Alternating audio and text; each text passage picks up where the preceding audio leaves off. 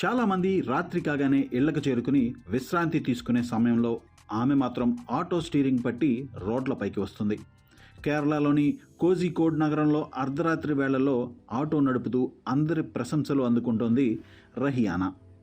ఒకప్పుడు food delivery రైడర్గా పనిచేసిన రహియానా ఇప్పుడు కోజికోడ్లో రాత్రి వేళల్లో ఆటో నడిపే అతి కొద్ది మంది మహిళల్లో ఒకరిగా నిలిచింది. పగటిపూట ఉండే విపరీతమైన దుమ్ము ధూళి వల్ల ఆమెకు డస్ట్ అలర్జీ వచ్చేది. దాంతో പകൽ കാക്കണ്ട രാത്രി വേളల్లో ആട്ടോ നടപ്പാలని ആമെ നിർണയിച്ചുకుంది. ആണ് എൻ്റെ അഭിപ്രായത്തിൽ സുരക്ഷിതമാണ്. കാരണം ജോലിക്ക് വേണ്ടി ഇറങ്ങുന്നത് കൊണ്ട് പ്രത്യേക പരിഗണന എനിക്ക് ഇതുവരെയും കിട്ടിയിട്ടുണ്ട്. അതായത് ആണുങ്ങളാണെങ്കിലും നല്ല സപ്പോർട്ടിംഗ് ആണ്, ഒരു ബുദ്ധിമുട്ടിക്കലോ അങ്ങനെ ഒന്നുമില്ല. ഞാൻ മനസ്സിലാക്കിയെടുത്തോളം ഒറ്റയ്ക്ക് വെറുതെ ഒരു ഭാഗത്ത് നിൽക്കുകയാണെങ്കിൽ മാത്രമേ ഉള്ളൂ അവർ അങ്ങനെ ശല്യപ്പെടുത്താനായിട്ട് വരുന്നത്. അല്ലാതെ ഓട്ടോ ഓടിക്കുക എന്ന് പറയുമ്പോൾ അവരെ സംബന്ധിച്ചിടത്തോളം ഒരു ഉപജീവന മാർഗ്ഗമല്ലേ, അവരെ ബുദ്ധിമുട്ടിക്കേണ്ട ആ ഒരു രീതിക്ക് ഇതുവരെ സപ്പോർട്ടിങ് എനിക്ക് എല്ലാവരുടെ ഭാഗത്തു നിന്നും കിട്ടിയിട്ടുണ്ട്. ഈ നഗരത്തിൽ നിന്ന് രാത്രി ഓട്ടം വിളിക്കുമ്പോൾ എത്ര ദൂരം വരെ പോയിട്ടുണ്ടാവും?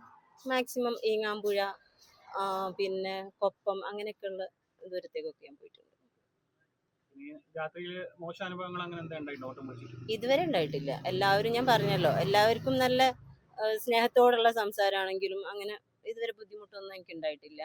എൻ്റെ അഭിപ്രായത്തിൽ സ്ത്രീകൾ രാത്രിയിൽ ഓട്ടിയെന്നും വണ്ടി ഓടിക്കുക അല്ലെങ്കിൽ ജോലി ചെയ്യാൻ ഇറങ്ങാന്ന് പറഞ്ഞത് വലിയ ബുദ്ധിമുട്ടുള്ള കാര്യമൊന്നുമല്ല.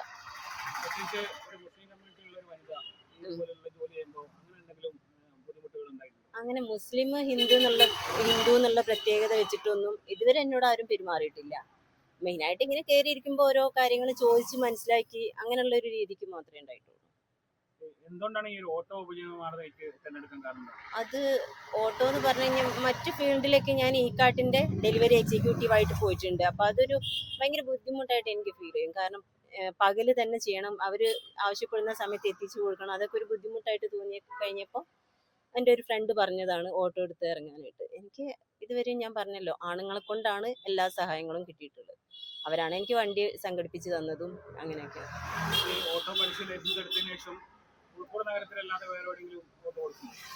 അതാ ഞാൻ പറഞ്ഞ, ഇങ്ങനെ കസ്റ്റമർ വിളിക്കുമ്പോൾ അല്ലാതെ എനിക്ക് കോഴിക്കോട് വിട്ട് പോകാനായിട്ട് അത്ര ഇതില്ല, വഴികൾ അറിയില്ലല്ലോ. അവർ പറയുമ്പോൾ ആ ഭാഗത്തേക്ക് അങ്ങോട്ട് പിന്നെ എന്താ പറയാ, മാപ്പ് ഇട്ടിട്ടാണെങ്കിലൊക്കെ അങ്ങനെ പോയിട്ടുണ്ട്. രാത്രി വിവിധ തരം ജോലി ചെയ്യുന്ന സ്ത്രീകളുണ്ട്. അപ്പോൾ നിങ്ങൾ അങ്ങനെ തമ്മിൽ കണ്ടുമുട്ടാറുണ്ടോ സ്ത്രീകളെ തമ്മിൽ? ഇല്ല, ഓട്ടോ ഡ്രൈവർമാരായിട്ടല്ലാതെ വേറെ ആരുമായിട്ട് ഇതുവരെ അങ്ങനെ കാണേണ്ടി വന്നിട്ടോ സംസാരിക്കേണ്ടി വന്നിട്ടോ. ഡെലിവറി ജോബിൽ സ്ത്രീകളെ രാത്രി കണ്ടിട്ടുണ്ടാവും? ഇല്ല, ഡെലിവറി ജോബിലാണെങ്കിലും ഡെലിവറി പ്രത്യേകിച്ച് പകലാണ് ചെയ്യാൻ പറ്റുന്നത്, രാത്രി ചെയ്യാനായിട്ട് പറ്റില്ല. ഒന്നാമത് ഞാൻ ഓട്ടോ ഫീൽഡിലേക്ക് ഇറങ്ങിയതും അതുകൊണ്ടാണ്. കാരണം ഈ പൊടി പിന്നെ പുക ഇതൊക്കെ ബുദ്ധിമുട്ടായതുകൊണ്ട് ഓട്ടോ ആകുമ്പോൾ രാത്രി ഓടിക്കാമല്ലോ, അങ്ങനെ ഇറങ്ങിയതാണ്.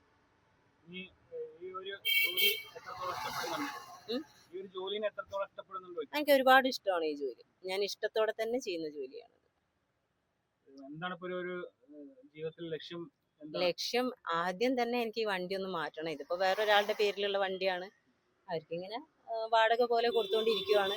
അപ്പൊ അത് കഴിഞ്ഞിട്ട് സ്വന്തമായിട്ട് ഒരു വണ്ടി എടുക്കണം, പിന്നെ ഒരു വീടില്ല, അങ്ങനെയൊക്കെയുള്ള ഓരോ ലക്ഷ്യങ്ങളുണ്ട്. ഉണ്ടാക്കാനാണ് ഞാൻ കൂടുതലായിട്ട് ఆగ్రహించింది. గత 2 ఏళ్లుగా రాత్రి షిఫ్ట్లలో ఆటో నడుపుతున్న రహియానాకు ప్రయాణికులు, తోటి డ్రైవర్లు మరియు పోలీసుల నుండి పూర్తి మద్దతు లభిస్తుంది. రాత్రి వేళల్లో పనిచేయడం తనకు ఎంతో సానుకూల అనుభవాన్ని ఇచ్చిందని ఆమె గర్వంగా చెప్తోంది. రాత్రిపూట ఒంటరిగా ప్రయాణించే ఎంతోమంది మహిళా ప్రయాణికులు ఆమెను చూసి స్ఫూర్తి పొందుతున్నారు. తాము కూడా ఆటో డ్రైవర్లుగా ఎలా మారవచ్చో, లైసెన్స్ ఎలా పొందాలో ఆమెను అడిగి తెలుసుకుంటున్నారు. తోటి మహిళల్లో ఇలాంటి మార్పు తీసుకురావడం రహియానాకు ఎంతో సంతృప్తిని ఇస్తుంది. అదే నమ్మకంతో ప్రతి రాత్రి ఆటో నడుపుతున్న రహియానా భవిష్యత్తులో మంచి డబ్బు సంపాదించి సొంతంగా ఒక కొత్త వాహనాన్ని, అలాగే ఒక అందమైన ఇల్లును కొనుగోలు చేయాలని ఆశిస్తోంది.